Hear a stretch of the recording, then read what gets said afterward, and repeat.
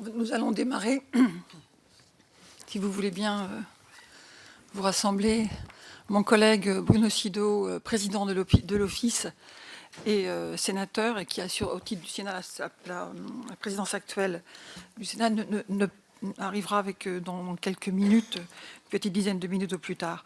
Mais il m'a demandé de démarrer sans attendre, et, parce que nous avons tous, et notamment vous, des agendas contraints. Donc, l'Office parlementaire d'évaluation des choix scientifiques et technologiques a été créé en 1983 et c'est le seul organe qui soit commun au Sénat et à l'Assemblée nationale. Il est composé de 18 députés et de 18 sénateurs et élabore des rapports sur des thèmes scientifiques et technologiques particulièrement complexes afin de les vulgariser pour que tous les parlementaires puissent en peu de temps être à même de réagir lorsque des projets de loi sont présentés dans ces domaines. C'est en tout cas son acception initiale. Depuis, il est vrai que la question scientifique et technologique est rentrée dans les inquiétudes du monde moderne. Et rentrant dans les inquiétudes du monde moderne, beaucoup de commissions, tant au Sénat qu'à l'Assemblée nationale, se saisissent de sujets qui ont une connotation et une force scientifique. Ce n'est pas toujours simple. Mais c'est aussi la raison pour laquelle l'Office parlementaire considère qu'il est de son devoir d'être sur tous les champs, et donc de sortir très largement des domaines dans lesquels, au début, il était peut-être un petit peu restreint, qui était essentiellement le nucléaire.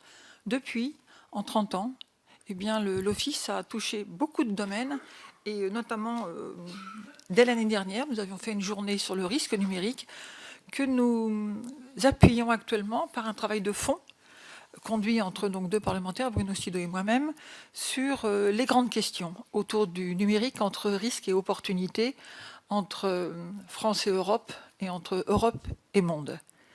Ce sont des questions importantes. C'est donc à la suite d'une saisine de la Commission des affaires économiques du Sénat que l'Office conduit cette étude aujourd'hui, qui est autour des thèmes du risque encouru par les entreprises qui utiliseraient sans trop de précautions les moyens numériques actuels. La Commission pense en particulier au stockage des données dans les nuages, mais aussi aux composants présents dans les cœurs de réseau. Pour traiter ce thème extrêmement technique, les rapporteurs ont choisi de prendre comme exemple les entreprises du secteur des télécommunications et celles du secteur de l'énergie, ces deux secteurs étant considérés comme d'importance vitale. On sent bien également qu'il touche à la fois à des grandes entreprises et à des ETI, mais également à des innovations importantes qui peuvent être portées par des TPE et des start-up. Et donc on est en plein dans le champ de la nouvelle économie du XXIe siècle. En général, chacune de nos études de l'OPEX donne lieu à une centaine d'auditions. Et dans ce cadre, donc, moi-même et Bruno Sido avons été désignés, lui en tant que président de l'OPEX, Bruno Sido, et moi-même en tant que vice-présidente de l'OPEX. Actuellement, nous avons procédé à plus d'une soixantaine d'auditions, incluant des visites sur le terrain. Parmi celles-ci, 2 journées d'audition publiques ont été ouvertes à la presse et ont été déjà organisées, portant sur l'éducation au numérique d'une part, et aujourd'hui sur le cadre juridique de cette technique à laquelle vous avez bien voulu participer, je vous en remercie. Une 3e journée d'audition donnera lieu à un dialogue, d'une part avec les opérateurs d'importance vitale et d'autre part avec les sociétés de sécurité numérique, ce dont je les remercie vivement. La présente audition est enregistrée en vidéo et figurera dès les jours prochains sur les sites de l'Assemblée nationale et du Sénat et fera également l'objet d'un compte-rendu annexé au rapport final. Comme il a été indiqué à chacun d'entre vous, les interventions d'horizons fort divers seront toutes axées sur la sécurité des réseaux du numérique en ce qu'elles concernent les entreprises, mais ce sera à chaque fois selon les angles d'attaque qui vous sont propres et qui vous caractérisent, soit vous-même, soit l'organisme auquel vous appartenez, soit sur vos thèmes de recherche privilégiés, votre choix et donc votre liberté.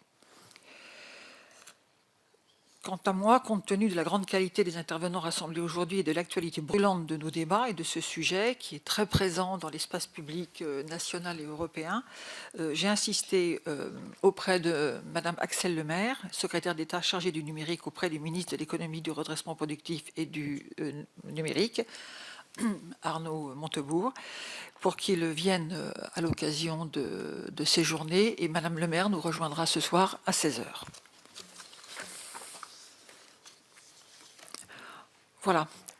Donc, je voudrais vous présenter l'audition de Madame Isabelle Falque-Pierroton, présidente de la Commission nationale de l'informatique et des libertés, que je remercie d'être là. L'émission dévolue à la CNIL, une des premières institutions, non seulement françaises, européennes, mais mondiales, sur ces questions-là, dès 1978, ont considérablement évolué, et il s'agit maintenant de les concilier avec celles dont l'ANSSI est en charge. Madame Falque-Pierroton, je vous laisse la parole. Et je vous